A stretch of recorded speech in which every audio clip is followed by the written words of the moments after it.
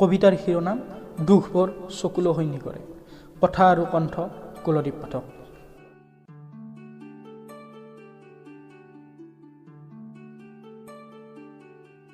আখৰৰ প্ৰতিটো ভাজে ভাজে কলমৰ প্ৰতিটো পাল চিয়াহীৰ সতে নিগৰে মোৰ দুখবোৰ কেইটপালমান তপত চকুলো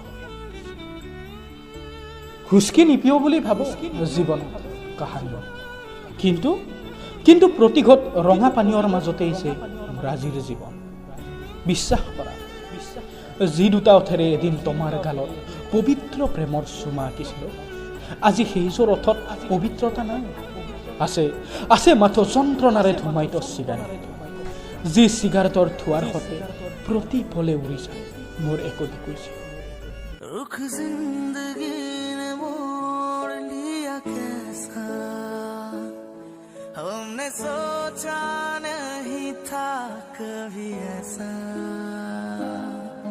रुख जिंदगी ने मोड़ लिया कैसा,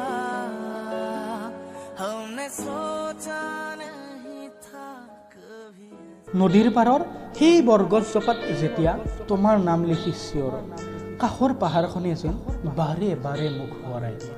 জীৱন সঁচাকৈয়ে কচুপাতৰ পানী।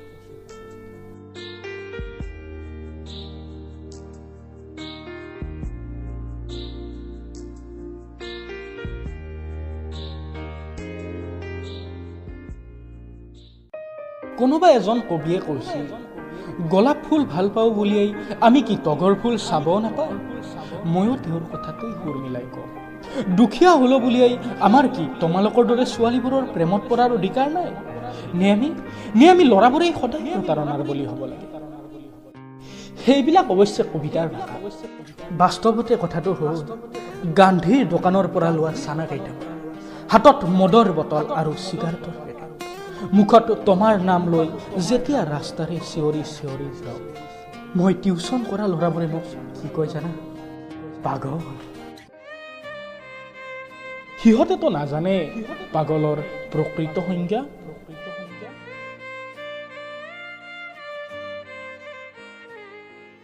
মায়ে মাজে মাজে কয়, গাঁওধেনো বুবু বাবা চোন, মই বোলে ধ্বংসৰ ঘৰা কথা। হাৰে, সিহঁতেতো নাজানে মৰি মৰি জীয়াই থকাতকৈ ধ্বংসই যে শ্ৰেষ্ঠ। সিহঁতেতো নাজানে এই ধ্বংসৰ আৰতেই যে আছে মোৰ মুক্তি। মুক্তি বুলিয়েই কৈছো, মুক্তি তোমাৰ প্ৰতাৰণাৰ পৰা, মুক্তি এই ইহ সংসাৰৰ। আখৰৰ প্ৰতিটো ভাজে ভাজে কলমৰ প্ৰতিটো পাল চিয়াহীৰ সতে মোৰ দুখবোৰ কেইটপালমান তপত চকুলো।